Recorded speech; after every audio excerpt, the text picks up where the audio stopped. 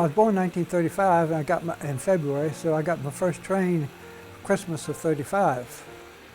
And I've had a Lionel train set then, and I had the trains up until the late '40s.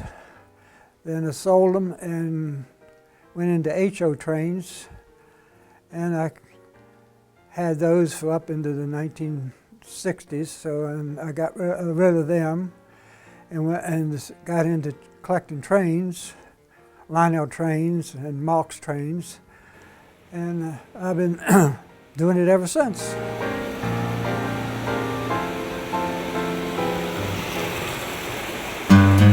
Used to, during the war, I used to go up to my grandparents in the summertime. We walk up to Alexander Station. From the house was just about 7-8 blocks up the street, and sit there in the evenings, watch the trains come through during the war.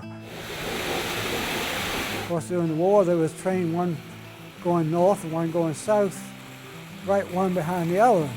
That's when I seen the first diesels come through there back in the early '40s. And Florida East Coast and Seaboard Airlines and Atlantic Coastline diesels would come through there. And back then they were all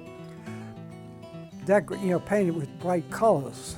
In the evenings, watch them go by, because my grandfather, he worked for the railroad, so in the evenings I'd go up there. I thought the circus train was very colorful, and the wagons that they used back in the teens and 20s and 30s, and some up in the 40s.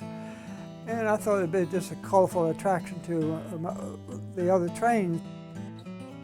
The different circuses did put names on the passenger cars. So so that's when I thought, well, I'll use family names on the passenger cars. So that's where that came from. My father built 2 engines from scratch for the B&O Railroad, who had a traveling layout back in the 1940s. And he built these 2 engines for them. Plus, early in the 30s, he built a couple of other engines for the B&O Railroad for their layout. And those type of engines, that they were new and built during the war. And for the B&O Railroad, built 26 of them. And they want 2 models of them, so they had him build them. And an interesting story about that was they sent him the plans of the real engine, full-size plans. Now he had to scale the plans down to 1/4 of an inch, because the the model of 1/4 of an inch equals a foot. So he happened to sprain his ankle at work or something like that, and he was off sick for a few days.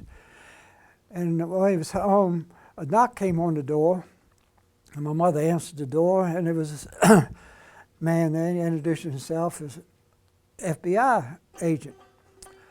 So he wanted to see Mr. Mills. So Dad happened to be sitting in the kitchen table, scaling the plans down.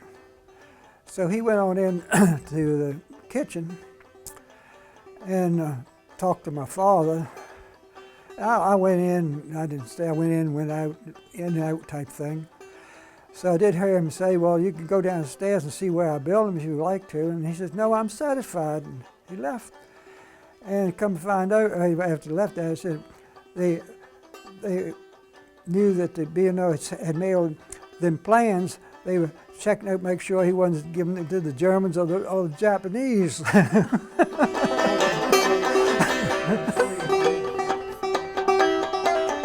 I've known people that I had friends who worked for the fire department that got into train collecting. They were in there for a couple of years. Oh, I'm tired of doing this, and they turn around and get rid of it. But I stuck with it, and I got a pretty good large collection out of staying with it.